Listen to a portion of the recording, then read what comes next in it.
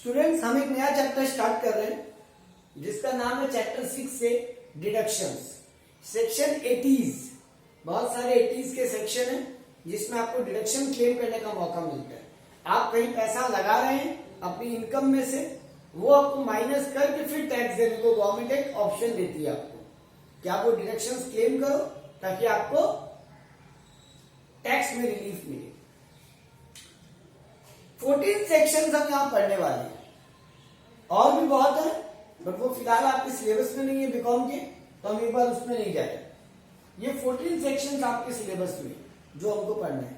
Section 80C, अगर हम LIC, pension, provident fund, ये सब चीजों में इन्वेस्ट कर रहे हैं, बहुत लंबी लिस्ट है जो आपको इस वीडियो के अगले पार्ट में दिखाई देगी। 19 आइटम की लिस्ट है, और भी बहुत सारे आइटम है बट वो 19 आपके काम के। उन आइटम की लिस्ट में हम लोग ये पढ़ेंगे कहां कहां हम पैसा लगाएं कि हमको टैक्स में छूट मिले, डिडक्शंस मिले। सेकंड है 80CCC, ये केवल और केवल अगर हम पेंशन के लिए पैसा जमा करते हैं पेंशन फंड में तो हमें डिडक्शन मिलेगा। सेक्शन 80CCD, अगर गवर्नमेंट एम्प्लॉय कोई पेंशन फंड में पैसा डाले, ये सिर्फ और सिर्फ गवर्नमेंट एम्प्लॉयज के लिए, उनको छूट मिलेगी। 80CCE, ये बोलता है कि ये तीनों मिला के आपका हाईएस्ट 1.5 लाख हो सकता है। 80CCE बोलता है 80C, 80CCC और 80CCD सब कुछ मिला के हाईएस्ट डिडक्शन 1.5 लाख हो सकता है, उससे ज्यादा और छूट नहीं मिलेगी। 80D है मेडिकल प्रीमियम, हम लोग मेडिकल इंश्योरेंस करवाते हैं, मेडिक्लेम, उसका प्रीमियम भरते हैं, वो प्रीमियम हमें टैक्स में छूट मिलती है।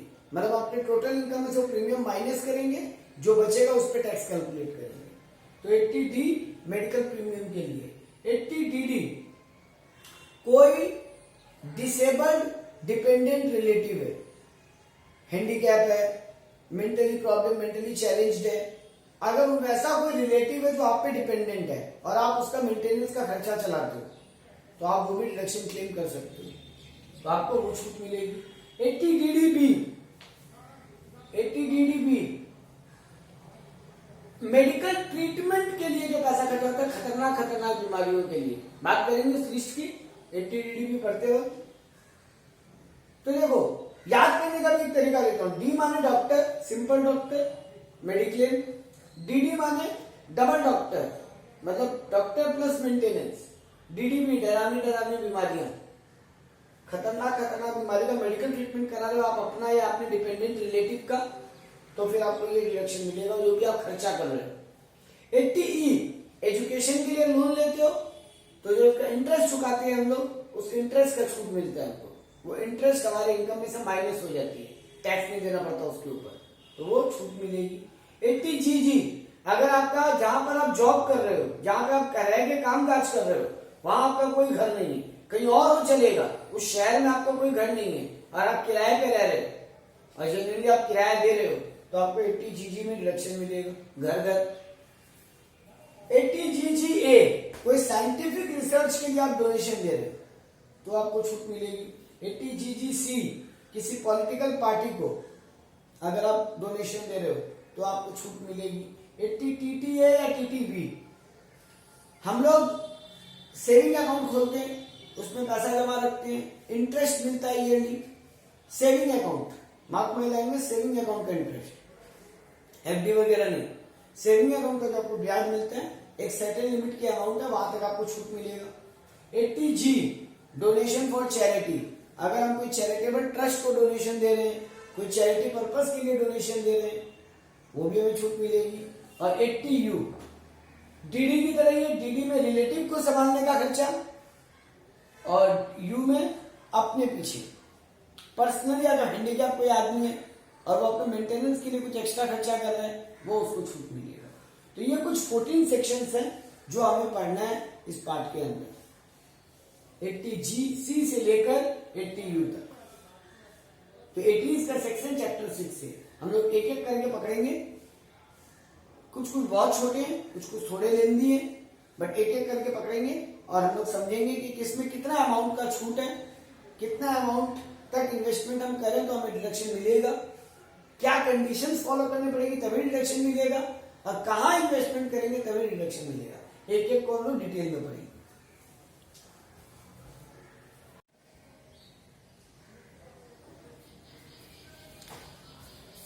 सेक्शन 80C से हम लोग स्टार्ट करते हैं चीज को। सेक्शन 80C क्या बोलता है? अगर हम इन्वेस्टमेंट करते हैं इन सर्टेन चीजों में, और भी बहुत सारी लिस्ट है बट आपके काम की इतनी है, ये 19 आइटम जो हम पढ़ने जा रहे हैं, इनमें अगर हम इन्वेस्टमेंट करते हैं तो हमको मैक्सिमम 1.5 लाख तक की छूट मिलेगी। हम लोग चैप्टर 6 से का डिडक्शन 80C में जब क्लेम करने जाएंगे, इन्हीं चीजों में इन्वेस्टमेंट करके हम कितना भी इन्वेस्टमेंट करें, हमें मैक्स टू मैक्स 1.5 लाख की छूट मिलेगी। मतलब अमाउंट इन्वेस्टेड और 1,50,000 विच एवर इज लोअर वाली क्राइटेरिया होगी।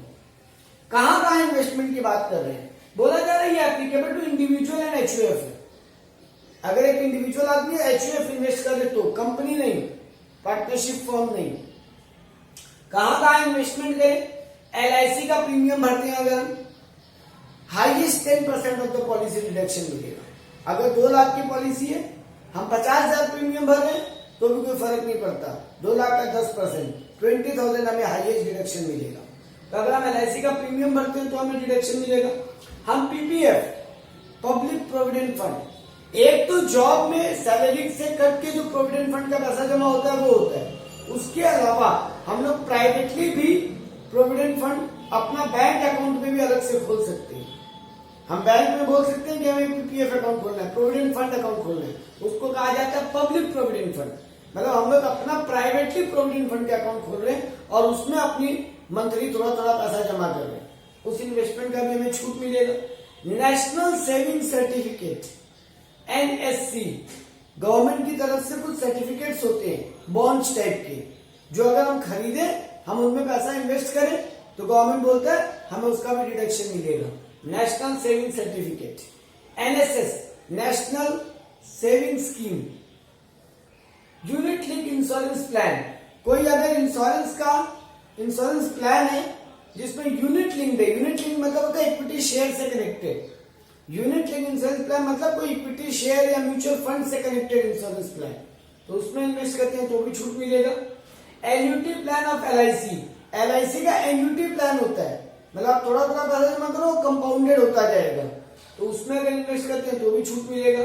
स्पेसिफाइड म्यूचुअल फंड्स, कई एक म्यूचुअल फंड्स हैं जहां पर हम इन्वेस्टमेंट करें तो हमें उस इन्वेस्टमेंट का डिडक्शन मिलेगा। ये स्पेसिफाइड वर्ड पे बात हम 2 मिनट के बाद करेंगे। Subscription for home loan scheme, अगर हम कोई होम लोन ले रहे हैं या होम लोन की कोई स्कीम है जहां बोला गया कि आप पैसा जमा करो, आपको सर्टेन ईयर से पैसे जमा करने पड़ेंगे, उसके बाद आपको वो पैसा with interest as a home loan मिलेगा, बड़ा अमाउंट होगी। तो ऐसा कोई प्लान हम लोग सब्सक्राइब कर रहे हैं जहां पर हम पैसा जमा करेंगे, बाद में ये होम लोन के रूप में मिलेगा, तो होम लोन स्कीम में पैसा जमा करें। Pension scheme of national housing bank, pension scheme of national housing bank, housing bank होती है वो भी पेंशन स्कीम चलाती है, जहां पर हम रिटायरमेंट के बाद हमें थोड़ा थोड़ा पेंशन मिलेगा, तो उसके प्लान में इन्वेस्टमेंट करें। Subscription from notified deposit scheme, ऐसा बहुत सारा डिपॉजिट स्कीम होता है कि आप वहां पैसा डिपॉजिट करते हैं तो फिर आपको बाद में जाके उसका डिडक्शन क्लेम करने मिलेगा, आपको वो इन्वेस्टमेंट क्लेम कर सकते हैं, डिडक्शन मिलेगा। मतलब purchase construction of residential house property, घर खरीदे या घर बनाए उसमें पैसा लगाते हैं, वो भी डिडक्शन मिलेगा। Deposit in development housing bank, हम घर खरीद नहीं रहे, हम अभी पैसा केवल एक हाउसिंग बैंक में डिपॉजिट कर रहे हैं, जो बाद में विद इंटरेस्ट मिलेगा तब वो पैसा हम घर बनाने में काम लगाएंगे। और स्टैंप ड्यूटी, रजिस्ट्रेशन चार्ज, घर बनाते वक्त हमें स्टैंप ड्यूटी देना पड़ता है, रजिस्ट्रेशन चार्ज देना पड़ता है, म्यूटेशन वगैरह का रजिस्ट्री करवाने के लिए, वो भी जो खर्चा कर रहे हैं वो हमें छूट मिलेगा। इन्वेस्टमेंट यानी घर का पैसा में स्टैंप ड्यूटी, रजिस्ट्रेशन चार्ज का छूट मिलेगा।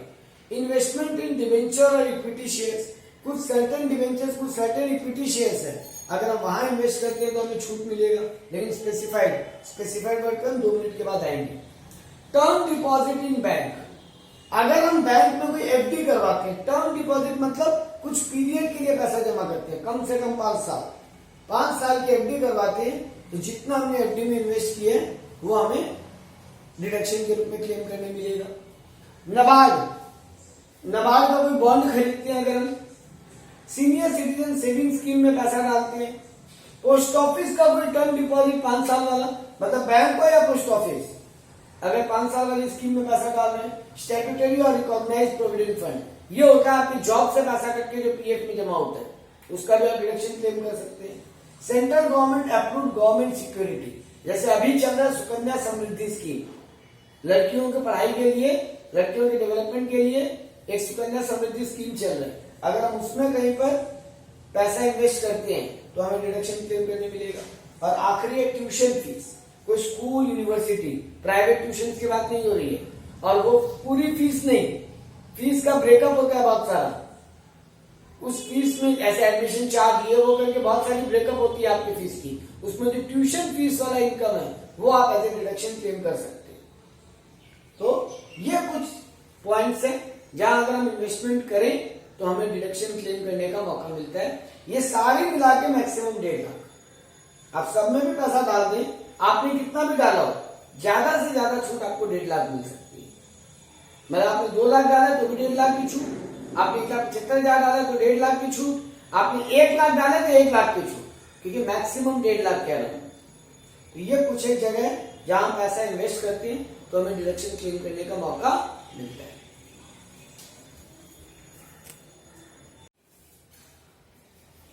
तो 80C से आगे बढ़ते हैं।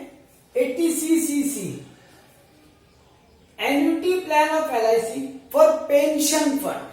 अगर हम LIC का कोई एन्युटी प्लान है जिसमें हमें रिटायरमेंट के बाद पेंशन का कोई स्कीम मिल रहा है और हम उसमें अपना पैसा डाल रहे हैं, अगर हम कौन है, हम इंडिविजुअल आदमी, यहाँ पे HUF नहीं है, सिर्फ इंडिविजुअल को है। Annuity plan of LIC for pension fund, अगर हम उसमें पैसा डालते हैं हमें मैक्सिमम 1.5 लाख की छूट मिलेगी। मतलब 80C वाले पॉइंट्स में पैसा डालते हैं तो हाईएस्ट 1.5 लाख की छूट, 80CCC में डालते हैं तो हाईएस्ट 1.5 लाख की छूट, 80CCD ये सेंट्रल गवर्नमेंट एम्प्लॉय के लिए, सेंट्रल गवर्नमेंट एम्प्लॉय मतलब गवर्नमेंट एम्प्लॉयज के लिए, अगर वो पेंशन फंड में डालते हैं, मतलब हम इंडिविजुअल आदमी पेंशन फंड में डालते हैं, प्राइवेट में जॉब करने वाले, प्राइवेट बिजनेस करने वाले, तो ये छूट मिलेगी। अगर कोई गवर्नमेंट एम्प्लॉय है तो उसको कितनी छूट मिलेगी, अमाउंट डिपॉजिटेड या 10% of basic salary plus DA, salary plus DA, basic salary plus DA, DNS allowance. Job करते हैं तो कुछ अलाउंसेस भी मिलता है, महंगाई भत्ता जिसको बोलते हैं। इन्फ्लेशन के कारण जो हम लोगों का डे टू डे एक्सपेंस बढ़ जाता है उसके लिए अलग से डीए मिलता है, डीएनएस अलाउंस बोल के। ये सैलरी चैप्टर में बहुत डिटेल में समझेंगे आप, फिलहाल इतना समझिए कि अमाउंट डिपॉजिटेड या 10% of basic salary plus DA. मान लो मेरी बेसिक सैलरी 15,000 है, डीए 2,000 मिलता है, तो 17,000 का 10% 1700, तो अमाउंट डिपॉजिटेड या 1700 whichever is lower मुझे छूट मिल सकती है। तो 80C में इन्वेस्ट करते हैं 1.5 लाख की छूट, 80CCC में या 80CCD में, क्योंकि हम दोनों में नहीं कर पाएंगे। अगर हम गवर्नमेंट एम्प्लॉय है तो हम इस स्कीम में जाएंगे, अगर हम नॉर्मल है तो स्कीम में जाएंगे, तो हमको ये छूट मिलेगी। अब आता है 80CCE, इसने क्या किया, CCC और CCD तीनों में अलग अलग अमाउंट का छूट था, इसने कहा तीनों मिला के भी आपको हाईएस्ट 1.5 लाख की छूट मिलेगा। ऐसा नहीं कि इसमें 1.5 लाख उसमें 1.5 लाख और फिर इसका छूट नहीं, सारा मिला के भी आपको हाईएस्ट 1.5 लाख ही मिलेगा। यानी limit of 80C, CCC, CCD max 1.5 lakh combined. मतलब आप इसमें भी पैसा डालते हो और अब 80C के भी कुछ पॉइंट्स में पैसा डालते हो, सब कुछ मिला के भी आपको हाईएस्ट 1.5 लाख ही मिलेगा। अकेला 80C भी हाईएस्ट 1.5 लाख ही होगा, अकेला 80CCC भी हाईएस्ट 1.5 लाख ही होगा, और दोनों मिला के भी हाईएस्ट आपका 1.5 लाख ही होगा। तो आपको 1.5 लाख से ज्यादा छूट ये सब इन्वेस्टमेंट में नहीं मिल सकती। अब आते हैं अगले सेक्शन के ऊपर, 80D। 80D माने डॉक्टर।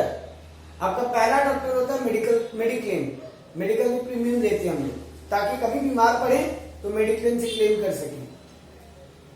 ये क्या बोलता है, कोई इंडिविजुअल या HUF अगर कोई मेडिकल इंश्योरेंस का प्रीमियम पेमेंट कर रहा है या सेंट्रल गवर्नमेंट की किसी हेल्थ स्कीम में पैसा लगा रहा है या कोई प्रिवेंटिव हेल्थ चेकअप, मतलब बीमारी होने से पहले अपना हेल्थ चेकअप के लिए पैसा खर्चा कर रहा है, बीमारी नहीं है बट पहले से चेकिंग करके पता कर रहा है कि कोई बीमारी नहीं है, इन स्कीमों में अगर कोई पैसा खर्चा कर रहा है, मतलब मेडिकल प्रीमियम भर रहा है या गवर्नमेंट का कोई हेल्थ स्कीम में पैसा डाल रहा है या फिर प्रिवेंटिव हेल्थ चेकअप में पैसा डाल रहा है, तो उसे छूट मिलेगी। अच्छा, एक पॉइंट रह गया था 80C में बोलते वक्त, वो था वो स्पेसिफाइड वर्ड।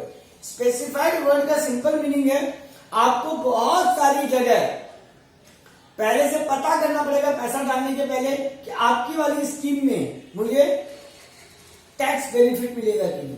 म्यूचुअल फंड में हम पैसा डाल रहे हैं, हर म्यूचुअल फंड टैक्स बेनिफिटेबल नहीं है, उसकी इनकम जो आएगी वो टैक्स देना पड़ जाएगा उसके ऊपर। लेकिन अगर आप पूछ ले उनको वो राइट मिला हुआ है गवर्नमेंट की तरफ से, उसी म्यूचुअल फंड में पैसा डाले तो आपको डिडक्शन मिलेगी। स्पेसिफाइड वर्ड का मतलब है सर्टेन लिस्ट गवर्नमेंट ने डिक्लेयर की हुई है, आप पहले उन्हीं से पूछिए कि आपके वहां पे वो स्कीम है कि नहीं है, अगर है तो आपको छूट मिलेगी, वरना नहीं।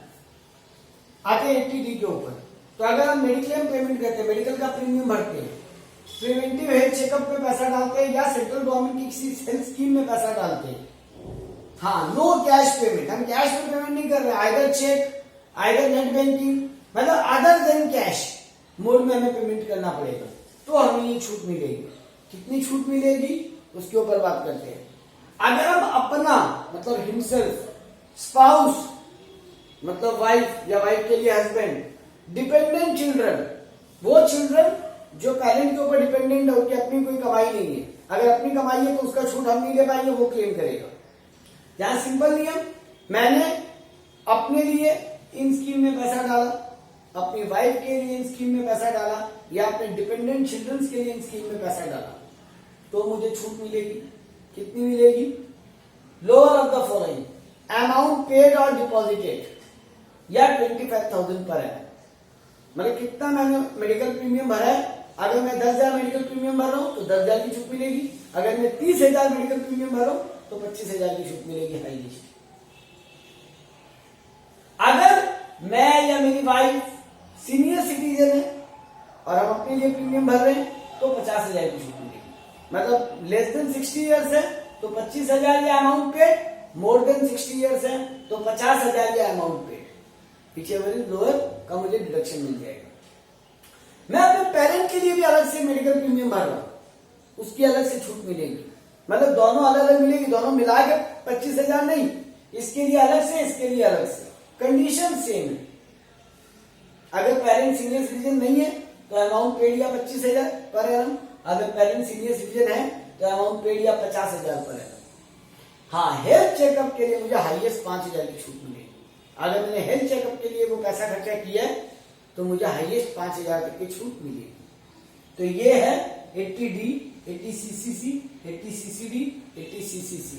सम्स में बात हम इसकी करेंगे और डिटेल में जब सम्स पे आएंगे, फिलहाल हम लोग सारे सेक्शन सीख रहे हैं। तो 80D क्या बोलता है कि आप अगर मेडिकल पॉलिसी लेते हो, आप अगर गवर्नमेंट की हेल्थ स्कीम में पैसा डालते हो या प्रिवेंटिव चेकअप के लिए पैसा खर्चा करते हो, अगर आप अपने लिए, अपने स्पाउस के लिए, अपने चिल्ड्रन के लिए कर रहे हो जो सीनियर सिटीजन नहीं है तो अमाउंट पेड या 25,000, और अगर सीनियर सिटीजन है तो अमाउंट पेड या 50,000, और अगर आपने पेरेंट के लिए कर रहे हो तो अलग से मिलेगा, दोनों मिलेगी। आपने अपना भी किया, गार्जियन का भी किया है, आपको अपनी भी मिलेगी, उनकी भी मिलेगी, वही सेम अमाउंट। और प्रिवेंटिव हेल्थ चेकअप के लिए खर्चा करते हैं मैक्सिमम 5,000। अब आते हैं आगे के सेक्शंस में।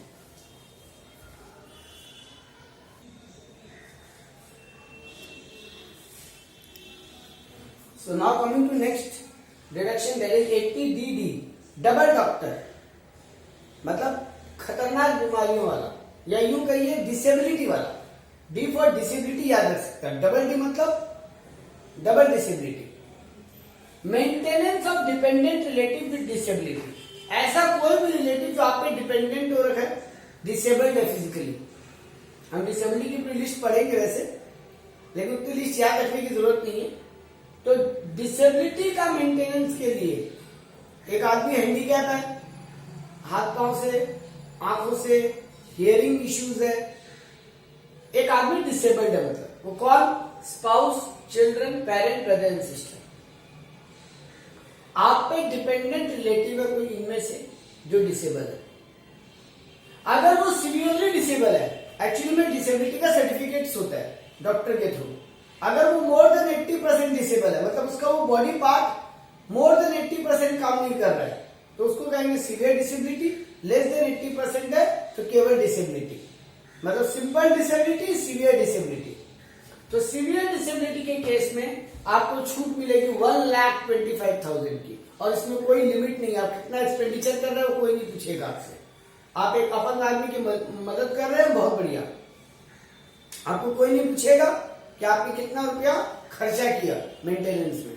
आपको स्ट्रेट फॉरवर्ड 1,25,000 की छूट मिलेगी, चाहे आपने कम खर्चा किया हो चाहे आपने ज्यादा खर्चा किया हो, 1,25,000। और अगर वो लेस देन 80% डिसेबल है, मतलब सीवियर डिसेबल नहीं है, तो आपको 75,000 की छूट मिलेगी। तो 1,25,000, 75,000। अब आते हैं 80 DDB, डरावनी बीमारियां। पहले इसकी लिस्ट की बात करते हैं एक बार। 80 DB की लिस्ट की बात करते हैं। डिसेबिलिटी का मतलब क्या बताया? ऑटिज्म है, सेरेब्रल पैलिसी है, मल्टीपल डिसेबिलिटी है, ब्लाइंडनेस है, लो विजन है, लेप्रोसी है, हियरिंग डिसऑर्डर है, लोकोमोटर डिसेबिलिटी है, मतलब मिर्गी वगैरह आना, मेंटल रिटार्डेशन है या मेंटल इलनेस है।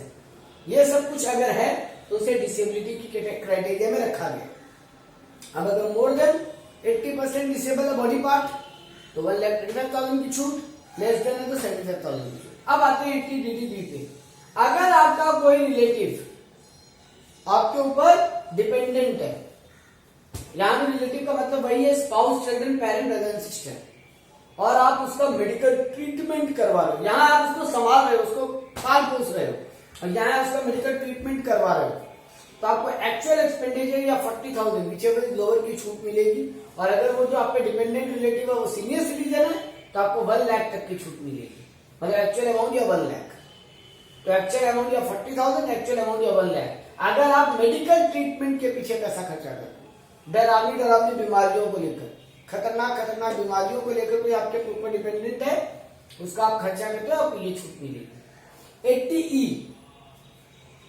अगर आपने कोई एजुकेशन लोन लिया है पढ़ाई के लिए और उसका इंटरेस्ट चुकाते हो आप, तो आपको उसका इंटरेस्ट का डिडक्शन मिलेगा। आप जब से चुकाना चालू करोगे तब से लगातार 8 साल तक। अब आप 8 साल में पूरा इंटरेस्ट चुका दो, आपको पूरा इंटरेस्ट का छूट मिलेगा। आप 8 साल से ऊपर भी ब्याज चुकाए जा रहे हो, वो आपकी प्रॉब्लम। आपको 8 ईयर्स में, आप कंसेक्यूटिव 8 ईयर्स है, जिस दिन से चुकाना चालू किया उस दिन से 8 साल तक आपने जितना ब्याज चुकाया, आपको हर साल वो ब्याज के अमाउंट की छूट मिल जाएगी। हायर एजुकेशन कहा गया है, नॉर्मल एजुकेशन नहीं, स्कूल एजुकेशन नहीं, सीए भी नहीं। आपको सुन के अजीब लगेगा लेकिन सीए भी नहीं। मेडिकल की पढ़ाई, इंजीनियरिंग की पढ़ाई, एमबीए की पढ़ाई, इनके पीछे आप खर्चा करते हो लोन लेकर, तो इंटरेस्ट जो चुकाना चालू करोगे, आप जॉब मिलने के बाद ब्याज चुकाना चालू करोगे, तो जितना इंटरेस्ट चुकाओगे आप, उतने इंटरेस्ट का आपको छूट मिलेगा लगातार 8 साल तक। कोई अमाउंट की लिमिट नहीं है, बस 8 साल की लिमिट है। अब आता है 80GG, अगर आप हाउस रेंट दे रहे हो तो आपको ये डिडक्शन मिलेगी, अगर आप हाउस रेंट पेमेंट कर रहे हो। Lower of the following, lower of the following, ₹5,000 per month, 25% of adjusted GDI. ये एडजस्टेड जीडीआई की बात हम 2 मिनट में करने वाले हैं, जस्ट वेट। तो rent ₹5,000 per month, 25% of adjusted GDI, या फिर rent paid minus 10% of adjusted GDI. इन तीन में से जो लोअर अमाउंट आएगा, तीनों को सॉल्व करेंगे, जो लोअर अमाउंट आएगा वो हमको छूट मिलेगी हाउस रेंट के रूप में। लेकिन कुछ कंडीशंस है, आपको कोई हाउस रेंट अलाउंस नहीं मिल रहा हो, मतलब आपका बॉस आपको घर का भाड़ा नहीं दे रहा हो। No own house at place of employment, आप जिस शहर में या जिस जगह आप जॉब कर रहे हैं, काम कर रहे हैं, वहां पर आपको कोई घर नहीं होना चाहिए। कोई और शहर में हो, कोई और गांव में हो चलेगा, बट उस शहर में आपका घर नहीं होना चाहिए, उस टाउन में, उस सिटी में आपका घर नहीं होना चाहिए। नो सेल्फ ऑक्युपाइड हाउस, आपका कोई सेल्फ ऑक्युपाइड हाउस नहीं होना चाहिए। और नो प्रूफ ऑफ रेंट जरूरी है, रेंट स्लिप कंपल्सरी होगा। तो ये अगर आप कंडीशन सेटिस्फाई करते हो तो आपको इन तीन में से पीछे में लोअर अमाउंट छूट मिल जाएगी। 5,000 पर मंथ, 25% एडजस्टेड जीटीआई, या rent paid minus 10% of GTI. अब ये एडजस्टेड जीटीआई क्या है? एडजस्टेड जीटीआई का मतलब होता है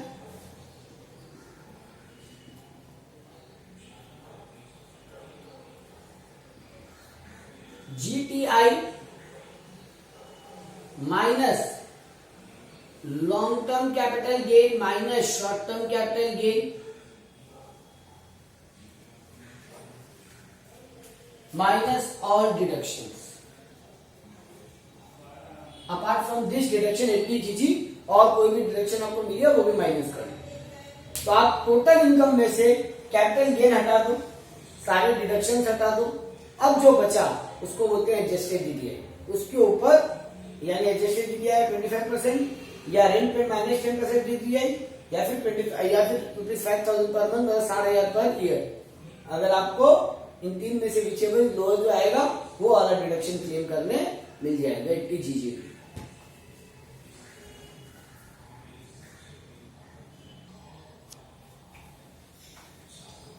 अब आते हैं कुछ छोटे सेक्शन के ऊपर। आखिरी बचेगा एक बड़ा सेक्शन, वो अगले वीडियो में होगा।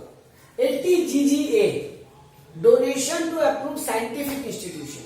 अगर हम किसी साइंस रिसर्च इंस्टीट्यूट में पैसा देते हैं तो हमें फुल डोनेशन का डिडक्शन मिलेगा, बट कंडीशन एक ही है, अगर डोनेशन का अमाउंट 10,000 के ऊपर है तो कैश में नहीं होना चाहिए। 10,000 के नीचे है तो कैश में भी चलेगा, 10,000 के ऊपर हो तो चेक, डीडी, पे ऑर्डर या ऑनलाइन पेमेंट, कैश नहीं होना चाहिए। 10,000 के नीचे तो कैश भी चलेगा, आपने जितना डोनेशन दिया फुल डिडक्शन मिल जाएगा। एलटीजीजीसी कंट्रीब्यूशन टू पॉलिटिकल पार्टी। अगर हम किसी पॉलिटिकल पार्टी को डोनेशन देते हैं फुल अमाउंट डिडक्शन मिलेगा, बट नॉट इन कैश, वही सेम कंडीशन, कैश नहीं होना चाहिए। एटीटीटीए अगर हमारा कोई सेविंग अकाउंट है जिसमें हमें इंटरेस्ट मिल रहा है, बैंक में हो या पोस्ट ऑफिस में हो, बैंक में या फिर पोस्ट ऑफिस में अगर हमारा सेविंग अकाउंट है, टर्म डिपॉजिट का इंटरेस्ट का बात नहीं हो रहा है, एफडी का इंटरेस्ट का बात नहीं हो रहा है, सेविंग अकाउंट का बात हो रहा है। अगर हमारा कोई सेविंग अकाउंट में पैसा है और वहां से हमें इंटरेस्ट आ रहा है तो interest up to 10,000 whichever is lower, या तो इंटरेस्ट या 10,000, जो लोअर होगा उतना छूट मिलेगा, मतलब 10,000 तक का मैक्सिमम इंटरेस्ट पे छूट है। एटीटीटी भी सेम सेक्शन है, बट ये सीनियर सिटीजन के लिए है और यह अमाउंट 10,000 की रहेगा, 50,000 हो गया बस। सेम बात यहां पे बोल रहा है, सेविंग बैंक अकाउंट या पोस्ट ऑफिस में सेविंग अकाउंट है और इंटरेस्ट जो मिल रहा है उसका छूट मिलेगा, बट अमाउंट होगा इंटरेस्ट और 50,000 whichever is lower। Normal citizen को एटीटीटीए में, सीनियर सिटीजन को एटीटीटी में। आखिरी सेक्शन पे आते हैं eighty U, same as DDA, double doctor, disable person को मेंटेनेंस करना, लेकिन यहाँ वो डिसेबल पर्सन खुद है, अपने मेंटेनेंस के पीछे डिसेबिलिटी के लिए कुछ खर्चा कर रहे हैं तो 1,75,000, 1,25,000 या 75,000 जो वहां था वो यहाँ पे छूट मिलेगा।